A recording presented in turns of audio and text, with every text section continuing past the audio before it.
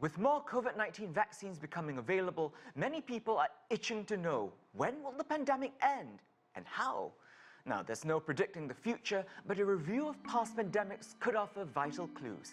Here's the gist. We start way back in the 14th century with the bubonic plague, also referred to as the Black Death. It peaked in Europe in the mid-1300s and took an estimated 25 million lives over 5 years. Now, one Venetian policy to curb the plague kept sailors arriving to port cities on their ships for 40 days, or a quarantena in Italian. Sound familiar? You guessed it, that's the origin of the practice we today call a quarantine.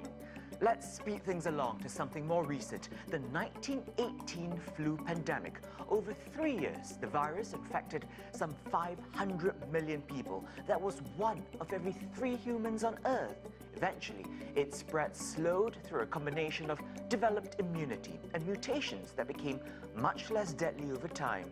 In 2003, the severe acute respiratory syndrome, or SARS, raced across more than 24 countries, but aggressive containment measures managed to limit infections to just 8,000 cases. Fewer than 800 people died. And then there was the swine flu in 2009.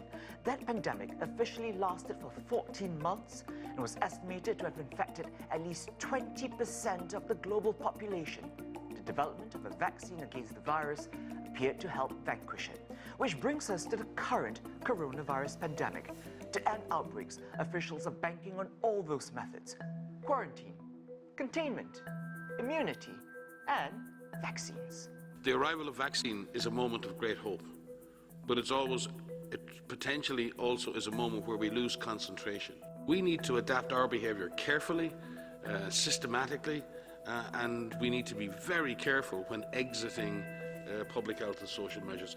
In the US, the worst hit nation, the government says vaccines for every adult will become available by May. Yet vaccination programs vary greatly across the globe, as do efforts to stamp out the disease. In China, for instance, life is largely back to normal. So too in New Zealand and Australia. But the global pandemic is only truly over once every nation brings COVID-19 under control. Now, you have the gist.